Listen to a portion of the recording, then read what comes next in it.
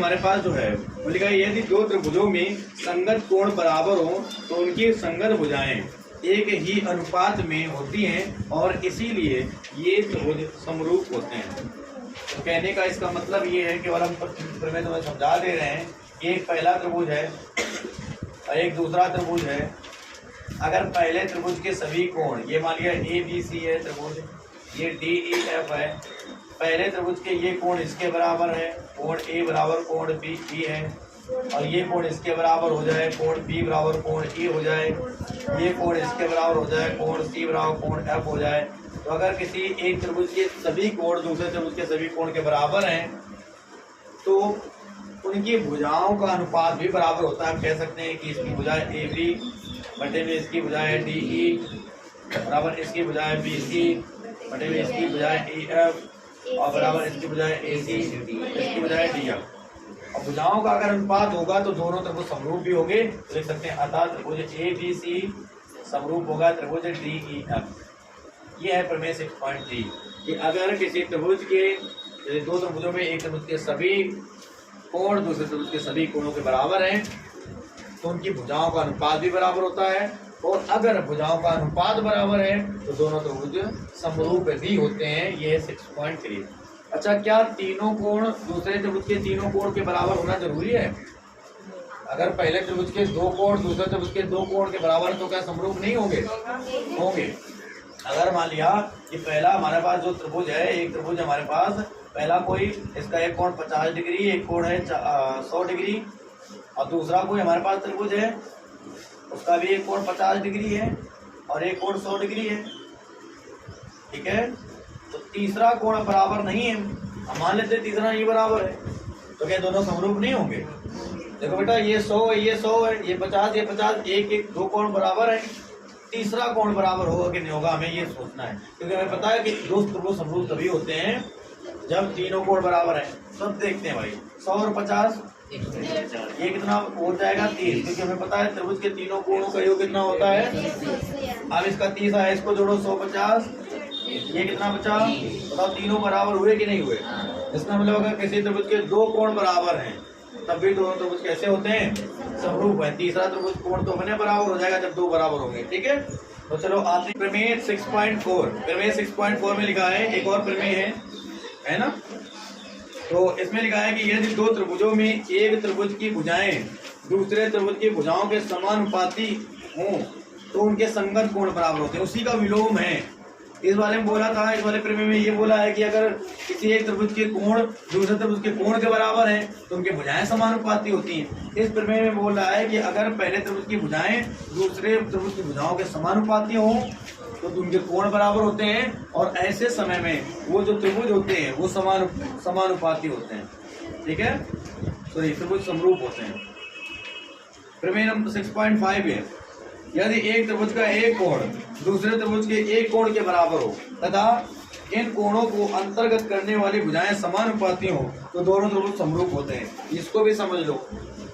अगर मान लिया कि अभी मैंने बताया कि कोई दो त्रिभुज है बेटा, इसके पहले मैंने बताया कि कोई दो त्रिभुज है वो समरूप है, तो इसका मतलब ये हुआ कि अगर दोनों त्रिभुज समरूप हैं तो पहले त्रिभुज के तीनों कोण दूसरे त्रिभुज के तीनों कोण के बराबर होने चाहिए, या पहले त्रिभुज के भुजाओं का अनुपात तीसरे त्रिभुज की भुजाओं का अनुपात बराबर होना चाहिए, या तीसरे नंबर पहले त्रिभुज के दो कोण दूसरे त्रिभुज के दो कोण के बराबर होना चाहिए। इतना तो सीखे।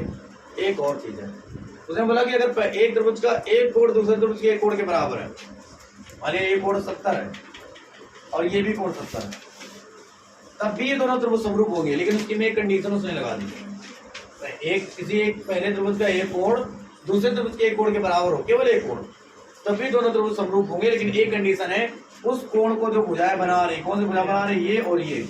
इस कोण कौन सी भुजा बना रही? ये और ये। तो इन भुजाओं का अनुपात समानुपाती होना चाहिए, मतलब इन भुजाओं का अनुपात बराबर होना चाहिए। कैसे? अगर तुम्हें दे दिया जाए डी ई बटे में ए बी बराबर ई एफ बटे में बी सी, और साथ में कोण तो बराबर है ही, कोण ई बराबर कोण बी, तो दोनों त्रिभुज कैसे हो जाएंगे? समरूप हो जाएंगे। तो लिख सकते हैं त्रिभुज डी ई एफ समरूप होगा त्रिभुज ए बी सी। मतलब एक कोण बराबर हो और उस कोण को जो भुजाएं बना रही हैं वो भुजाओं का अनुपात भी कैसा हो? तो दोनों त्रिभुज कैसे होते हैं? समरूप होते हैं। ये एक और कंडीशन। अच्छा, ऐसा नहीं है ये कोण बराबर है और ये कोण 70 यहाँ है और ये कोण 70 यहाँ है और इसका अनुपात ऐसे बराबर है DE बटे में AB और EF बटे में BC, तो क्या दोनों समरूप होंगे?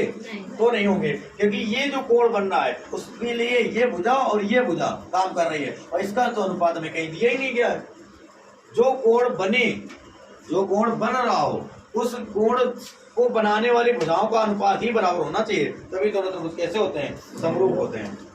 उसके बाद एक्सरसाइज 6.3 बताइए कि आकृति 6.34 में दिए गए त्रिभुजों में के युग्मों में से कौन कौन से युग्म समरूप हैं। उस समरूपता कसौटी को लिखिए जिसका प्रयोग आपने उत्तर देने में किया है तथा साथ ही समरूप त्रिभुजों को सांकेतिक रूप में व्यक्त भी करना है। तो चलो देखें, पहला जो चित्र दिया गया है हमें केवल इसमें यह बताना है कि समरूप है कि नहीं है और है तो उसमें कौन सी कसौटी लगी है। दूसरा त्रिभुज ये है, इसके साथ में ये P और ये Q और ये R, तो ये कोण दिया गया है 60 डिग्री का, ये कोण दिया गया है 80 डिग्री का, ये कोण दिया गया है 40 डिग्री का। ऐसे ये है 60 डिग्री का एंड ये है 80 डिग्री का, ये है 40 डिग्री। अब ये देखेंगे सबसे पहले कि क्या दोनों त्रिभुज समरूप हैं। क्या दोनों त्रिभुज समरूप हैं? बिल्कुल हैं, क्योंकि तीनों कोण बराबर दिख रहे हैं। ये 60 है, ये 80 है, ये 40 है, तो हम लिखेंगे क्या कि कोण A बराबर कोण B, कोण B बराबर कोण Q और कोण C बराबर कोण R। तीनों कोण बराबर हैं। तीनों कोण आपस में कैसे हैं? तो लिख सकते हैं कौन कौन समरूपता लगेगी। कोण कोण कोण 3 बार लिख लो, कोण कोण कोण। अभी शॉर्टकट में A लिख सकते हो। समरूपता नियम से दोनों त्रिभुज ABC समरूप होगा त्रिभुज PQ आगे। उसने पूछा था कि समरूप है कि नहीं है, अगर है तो कौन सी कसौटी लगी है वो बताना है। तो यहाँ पर नियम कौन सा लगा है? कसौटी मतलब नियम। तो यहाँ पर नियम लगा है कोण कोण कोण। दूसरा वाला जो त्रिभुज है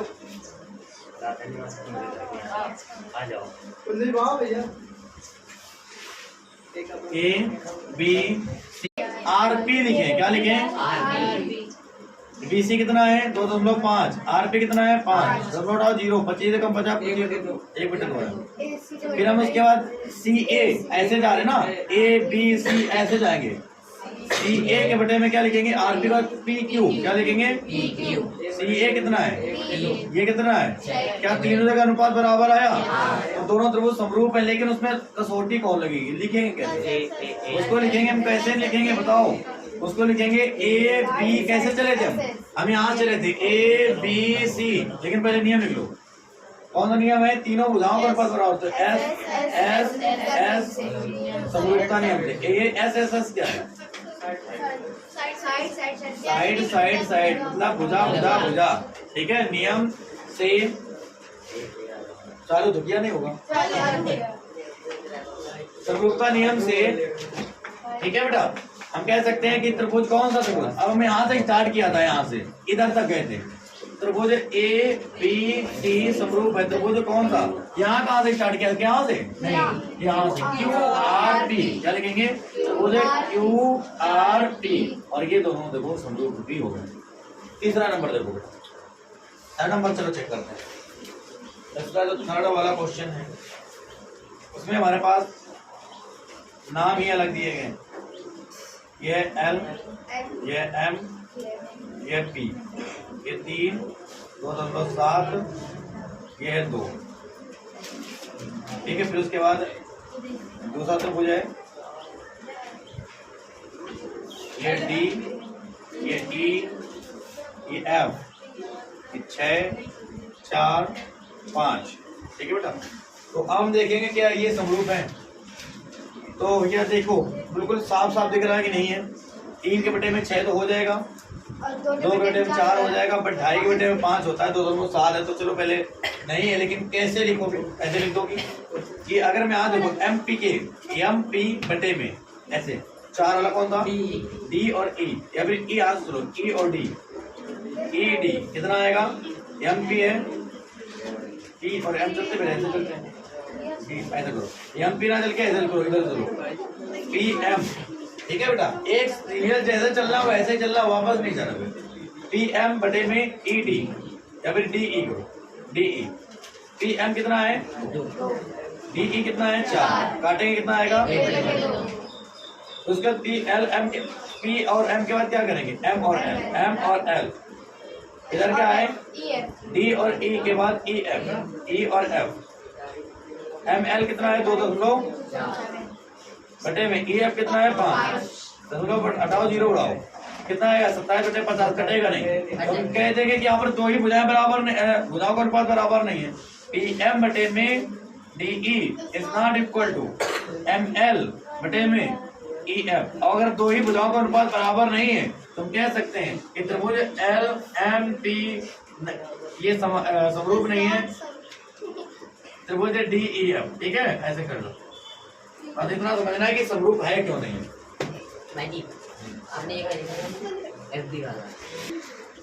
हमारे पास एक त्रिभुज है, ये ए और ये बी और ये सी, और ये त्रिभुज है डी और ये ई और ये एफ।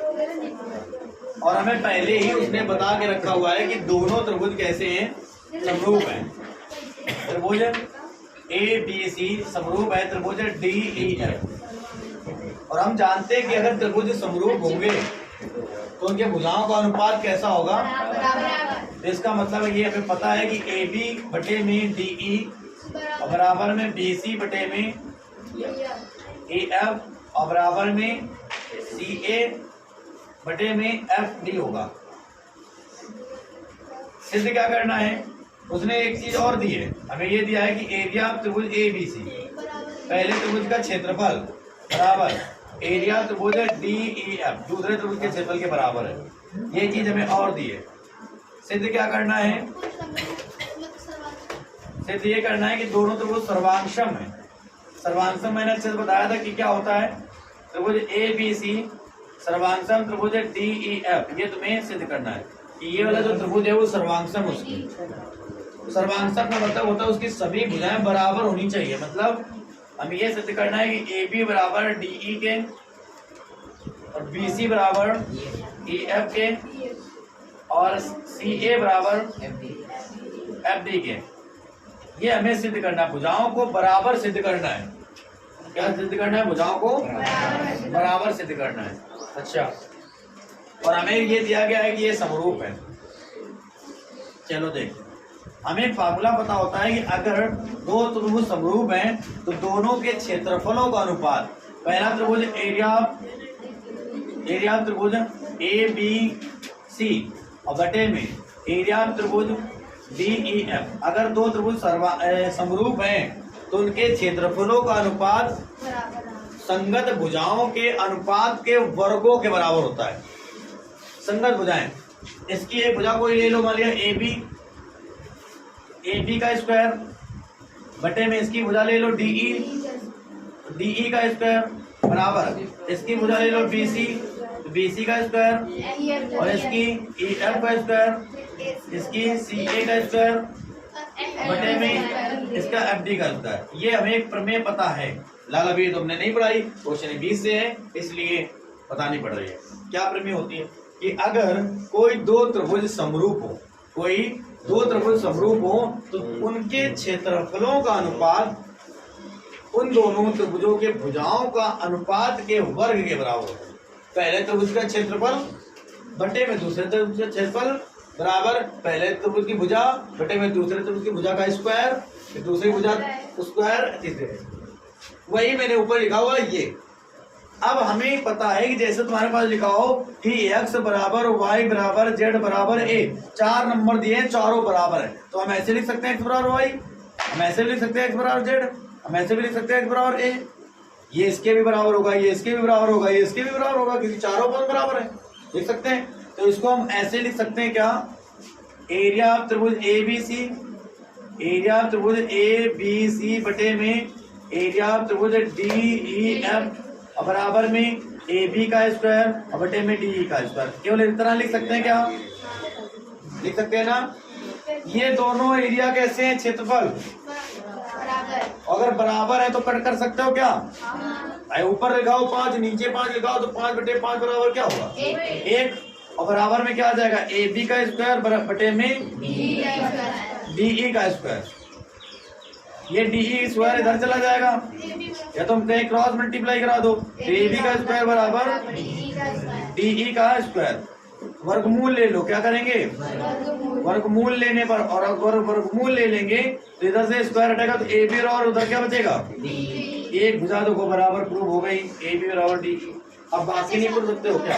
अब इसके बराबर एक बार इसको लिखो, फिर से ये कटेगा तो BC स्क्वायर 1 बराबर BC स्क्वायर बटे EF स्क्वायर, वहां से भी निकल आएगा। एक बार इसको बराबर इसको लिखो, फिर भी ये कटेगा, फिर से निकल आएगा। कर लोगे कि नहीं?